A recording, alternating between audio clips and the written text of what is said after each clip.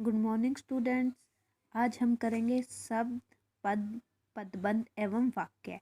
इसमें आज हम करेंगे शब्द। शब्द किसकी परिभाषा, शब्द के भेद और उद्गम के आधार पर शब्द कितने होते हैं और रचना के आधार पर शब्द कितने होते हैं। पहले हम यह जानते हैं कि शब्द किसे कहते हैं। शब्द किसे कहते हैं?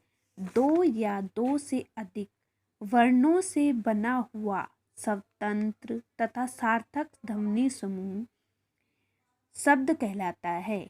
मतलब दो वर्णों के मेल से बनता है और उनका कोई ना कोई, दो वर्ण आपस में मिलते और उनका मिलने से उनका कोई ना कोई अर्थ होता है, उन्हें हम शब्द कहते हैं। जैसे कलम, सुंदर, ये वर्णों के मेल से क्या बना है? शब्द बनता है। शब्द के कितने भेद होते हैं? शब्द के 5 भेद होते हैं। उद्गम के आधार पर, रचना के आधार पर, प्रयोग के आधार पर, अर्थ के आधार पर और रूपांतरण के आधार पर। ये 5 भेद शब्द के होते हैं। उद्गम के आधार पर शब्द के 5 भेद होते हैं। कौन कौन से? तत्सम, तद्भव, देसी, विदेशी और संकर शब्द। तत्सम शब्द। तत्सम शब्द कौन से होते हैं? जो शब्द संस्कृत के शब्द होते हैं और जो के तो, मतलब उनमें कोई परिवर्तन नहीं किया जाता और जैसे के तैसे वह शब्द हिंदी में आ जाते हैं, उन्हें हम तत्सम शब्द कहते हैं। जैसे पवन, नेत्र, सूर्य, अग्नि, ये सभी हमारे तत्सम शब्द है और ये सभी शब्द संस्कृत के हैं और संस्कृत के शब्द हिंदी में आ गए, इनमें कोई भी बदलाव नहीं किया गया, उन्हें हम तत्सम शब्द कहते हैं। तद्भव शब्द, जो शब्द संस्कृत के मूल रूप से बिगड़कर हिंदी में प्रयुक्त होते हैं, उन्हें हम तद्भव शब्द कहते हैं। मतलब होते वो संस्कृत के हैं, संस्कृत का रूप बिगड़कर हिंदी में आए हैं, उन्हें हम तद्भव शब्द कहते हैं। जैसे हवा, आग, सूरज। जैसे संस्कृत का शब्द पवन को हम हवा कहेंगे हिंदी में, नेत्र को आग कहेंगे, सूर्य को सूरज कहेंगे, अग्नि को आग कहेंगे। जो हिंदी के शब्द होते हैं उन्हें हम तद्भव शब्द कहते हैं। देसी शब्द, जो शब्द लोक भाषाओं से आए होते हैं, मतलब जो हमने खुद से उत्पन्न किए होते हैं, उन शब्दों को हम देसी शब्द कहते हैं। जैसे पेड़, खिचड़ी, चिमटा, फटाफट, ऊट पटांग, ये सभी शब्द हमारे जो खुद से उत्पन्न होते हैं, वो शब्द हम देसी शब्द कहते हैं। विदेशी शब्द, जो शब्द विदेशी भाषा से आए होते हैं, उन्हें विदेशी या आगत शब्द कहते हैं, जो हम बाहर से ग्रहण करते हैं। जैसे डॉक्टर, कॉलेज, औलाद, ये सभी हमारे विदेशी शब्द है। संकर शब्द, जो शब्द दो भाषाओं के शब्दों के मिश्रण से बनते हैं, उन्हें हम संकर शब्द कहते हैं। जैसे चौकीदार, चौकी और दार दो शब्दों से मिलकर बना है।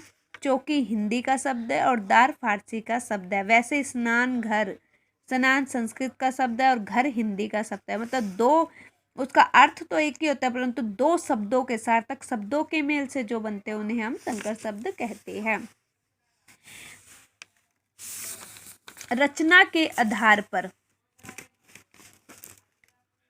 रचना के आधार पर शब्द के 3 भेद होते हैं। रूढ़ शब्द, यौगिक शब्द और योग रूढ़ शब्द। रूढ़ शब्द, जो शब्द अन्य शब्दों के मेल से नहीं या इनके सार्थक टुकड़े नहीं हो सकते, कि उनके टुकड़े करते हैं और उनके टुकड़े नहीं होते, यदि टुकड़े हो भी जाते हो तो उन दोनों को कोई अर्थ नहीं होता, निरर्थक होते हैं, उन्हें हम रूढ़ शब्द कहते हैं।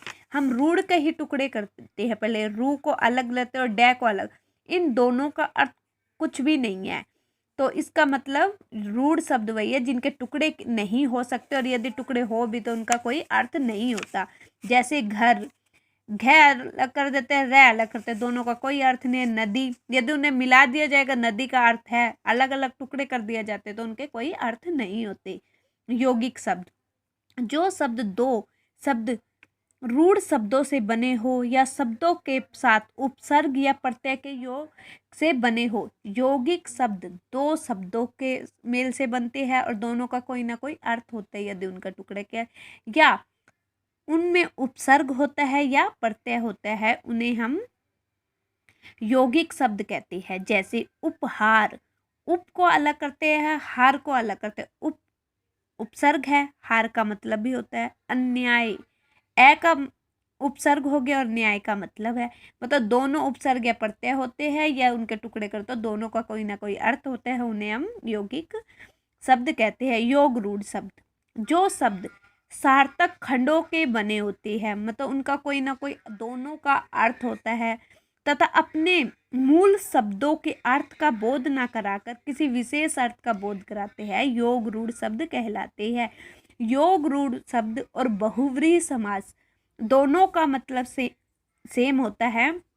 जैसे योग रूढ़ शब्द में भी होता है कि उनके टुकड़े किया जाए तो दोनों के कोई ना कोई अर्थ होता है और वो किसी विशेष व्यक्ति के बारे में ही कुछ कह रहा है। जैसे पंकज, पंकज का मतलब कीचड़ होता है। जय का मतलब पानी होता है। जल में उत्पन्न होने वाला कौन? कमल, कोई तीसरा व्यक्ति है पंकज।